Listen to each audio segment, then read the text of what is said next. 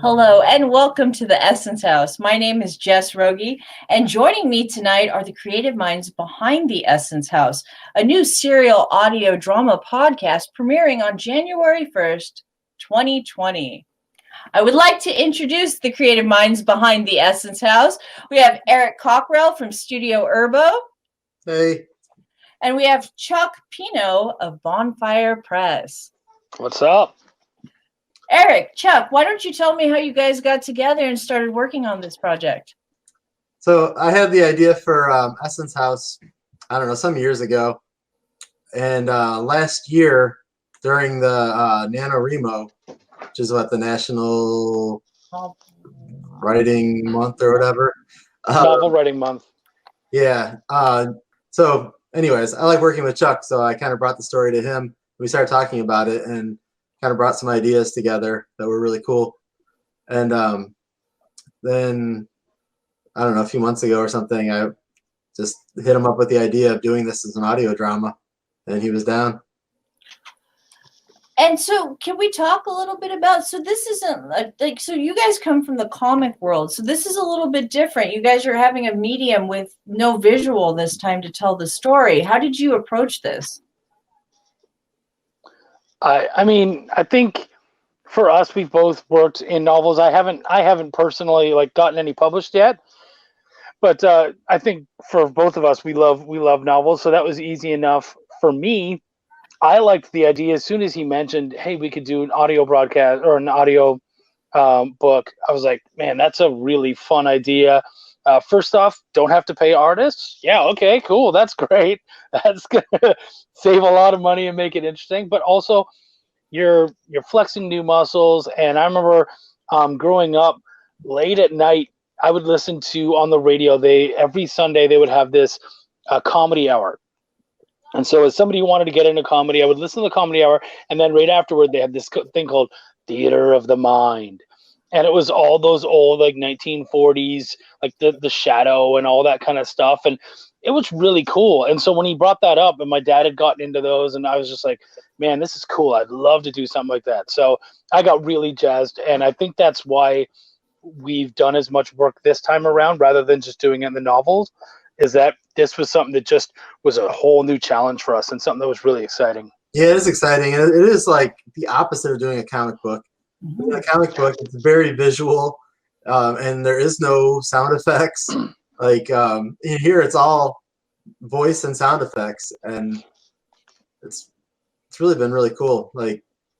It's very, for not being visual, it's very cinematic feeling. There's a whole world building through sound that's really interesting to me. Yeah, I have to say, I was listening to it today and on my headphones, and sound effects would have doors would open or something. And the sound design is so good that I would turn because I thought I heard something.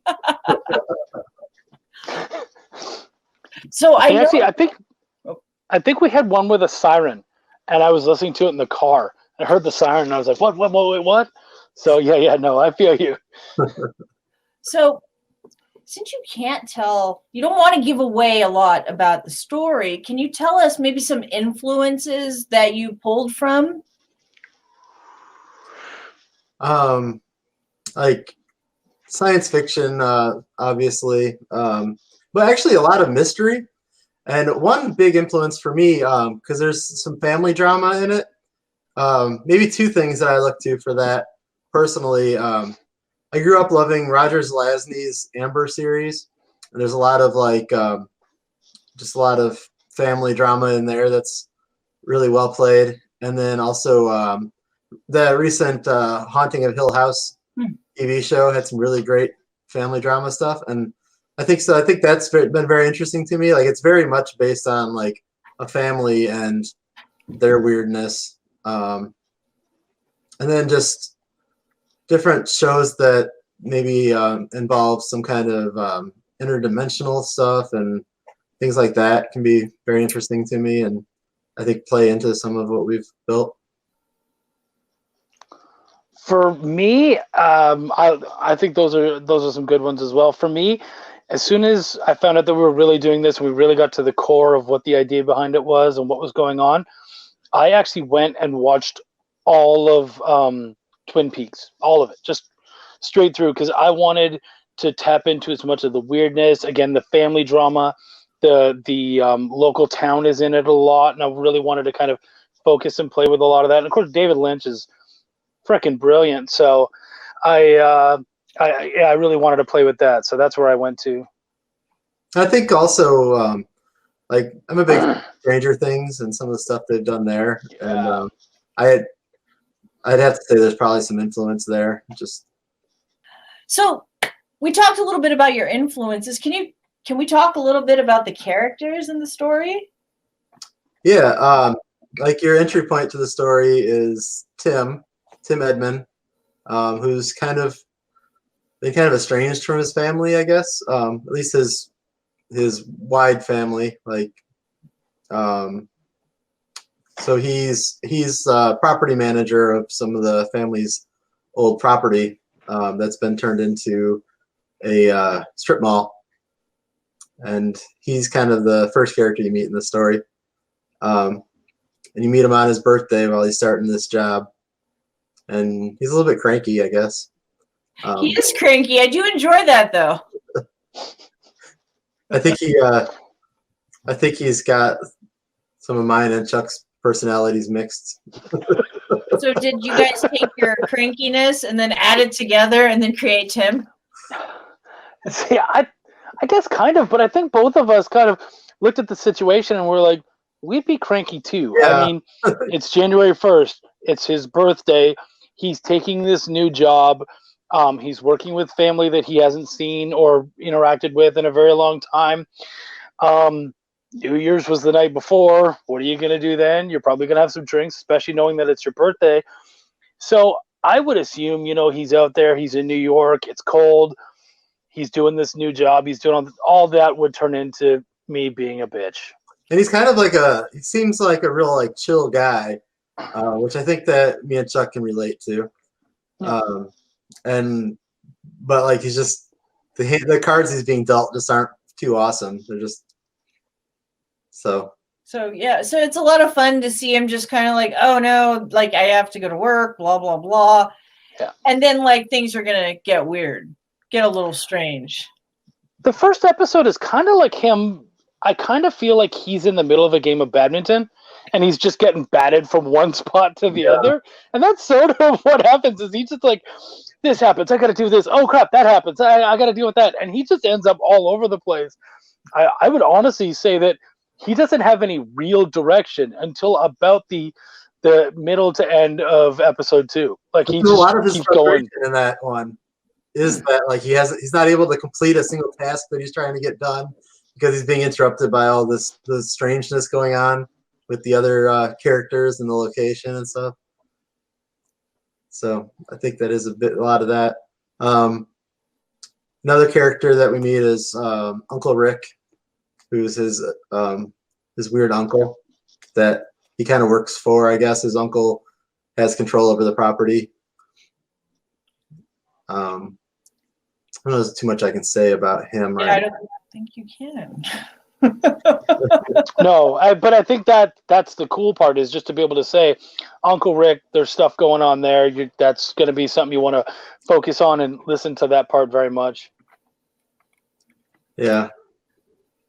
So you guys planned this as a series. Do you have a first season already planned out for this year?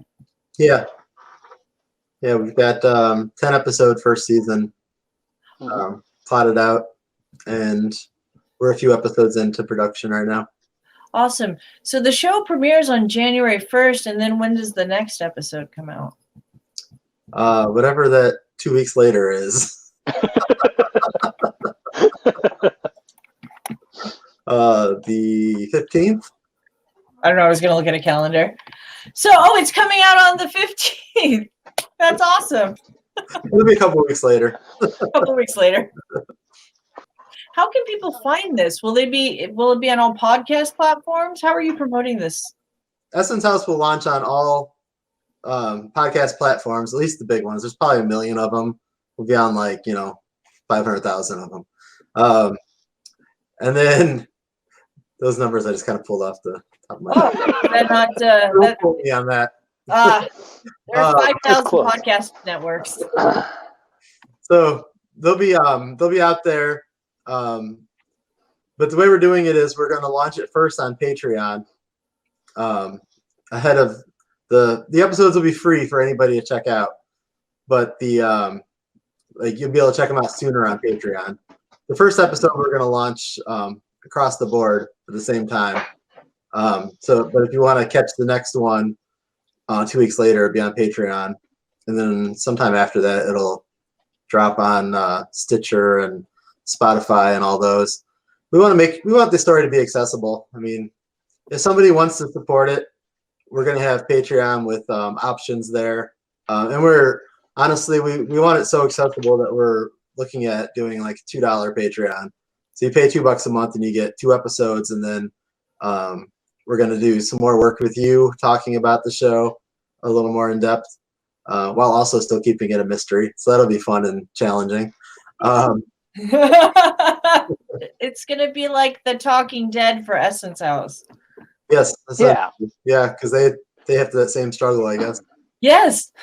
It'll be a lot easier once we have at least one episode in the can for everyone to be able to talk about them, know, kind of where we're going and have a better idea of what's up. Yeah, like by the end of the second episode, like you're not really probably starting to really get the full story, like the full, but you kind of get like kind of where it's heading a little bit, I think. Yeah, I would say episode 2 is the hook.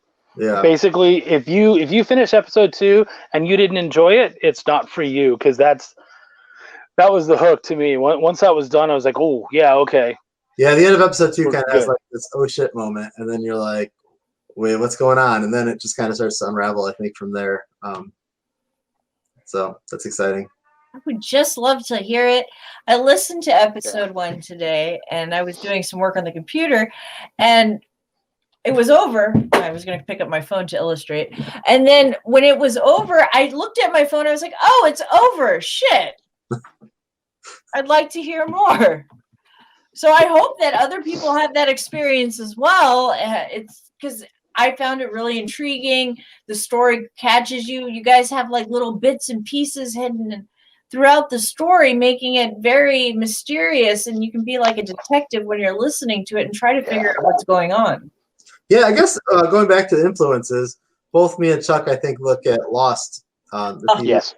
We talk about that one a lot. And it's very like there's little tidbits here and there. And then that Easter eggs and stuff. Weirdness, the ensemble cast, I think that one kind of is a big influence that we both would take. Yeah, absolutely. Can you tell us a little bit about the narrator, the voice actor you have? Yeah, Mike he's done, I don't know, I think he said he's done over 1,000 audiobooks on audible.com. I don't think I pulled that number off the top of my head. I think he did say it was over 1,000. Wow, that's a lot. Yeah. But yeah, I mean, there's a lot of audiobooks out there, but he's he's kind of a veteran audiobook guy, and we made the decision after some, I don't know, we talked about it probably for a couple of weeks, and we made a decision to actually hire somebody. So there is definitely, like Chuck said, that it's a lot cheaper than putting together a comic book. There's still some cost, but it's way more affordable. And I mean, actually, at the end of the season, our season will have been about the length of, the story-wise, 10 comics, like, which is really cool. I think that's awesome. One thing I really like about the medium. That's awesome.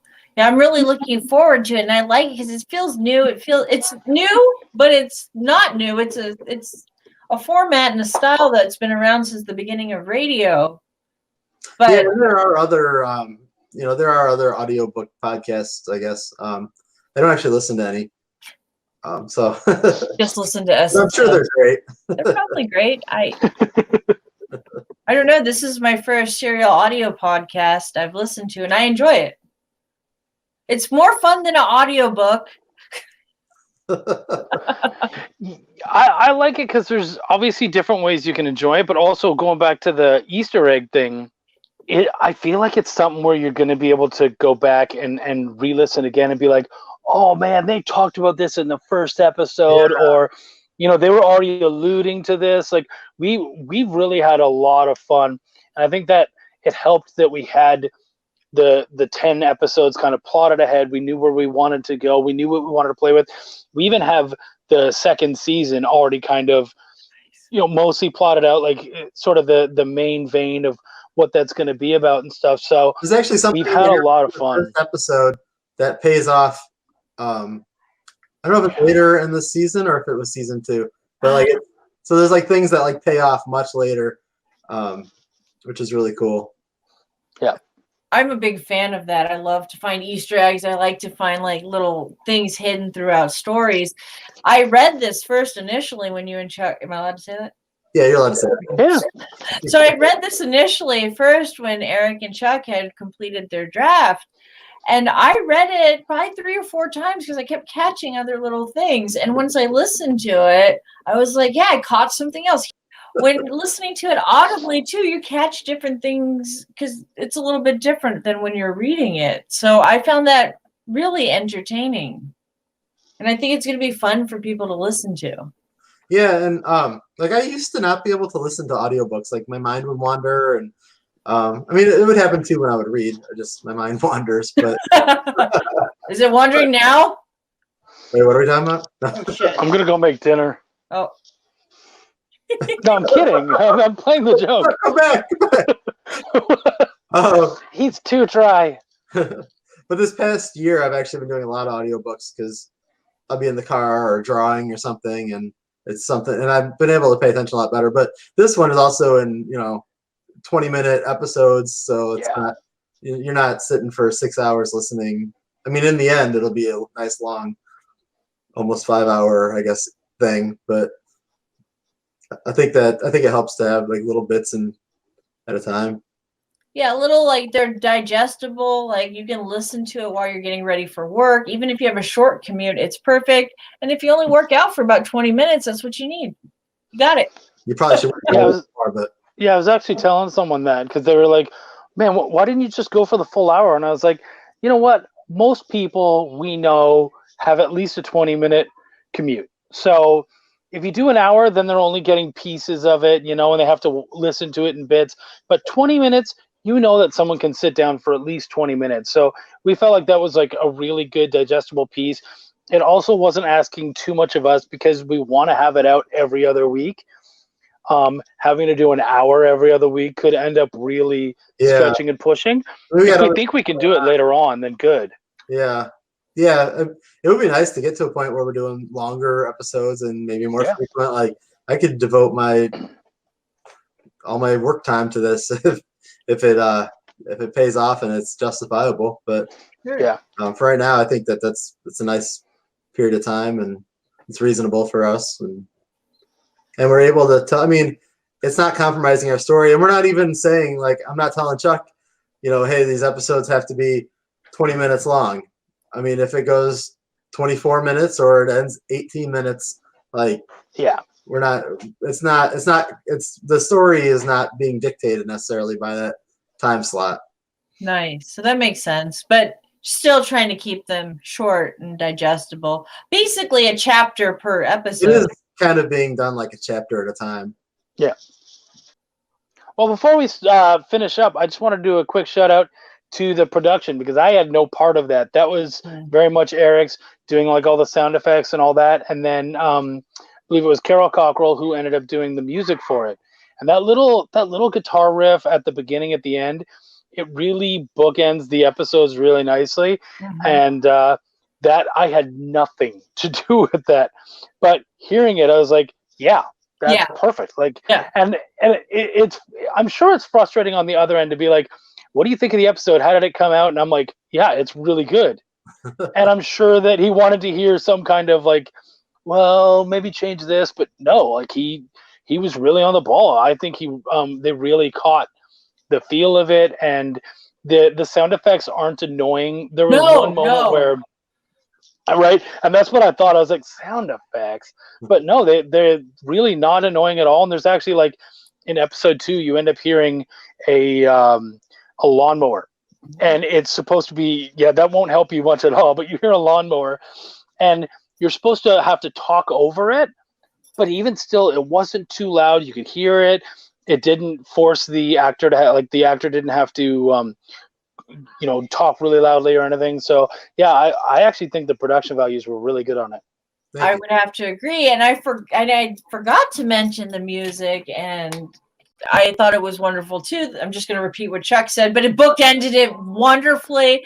It was like the credit music. It brought me into the story once I heard it, even though I looked at my phone when it was over, but it did let me know that it was over. But I love it. It brings you into the world of the Essence House. It's kind of like and when you're listening to like a record or whatever, and it's like, ding, flip, turn the record. It's just where you turn the page. It's like, that's the stopping point. Remember those? I love those. Yeah, did I just really date myself right there? Well, I think you dated all three of us. Yeah, and then I was like, yes! So you've dated all of us. Thank you very much, Eric. We appreciate that. Wait, what? Speak into my good speaker. Can you hear me, Chuck? Is that you, Eric? Yes. I also wanted to mention, since we're talking about extras, the after show that we're going to be doing, the kind of Talking Dead style after show that we're going to be doing with you, Jess. And of course, because that's going to be out at first just for anybody else to show off, but after the first couple episodes is going to only be for Patreon supporters. So that means that if you have any fan theories or there's anything you want to see, if you want to ask us questions or you want teasers or anything like that, that's exactly where you're going to find all of this information. I think it's going to be a lot of fun because we'll actually kind of be able to more directly affect and talk with the audience. That's awesome. I'm looking forward to it. All right, thanks for joining us. And if you want more information, check out essencehousestory.com, where you'll find a little bit more information for now and eventually the Patreon. So thanks. Peace. Thank you for joining. Don't forget, the show releases on January 1st, 2020. Happy New Year. Happy New Year. Woo! Woo.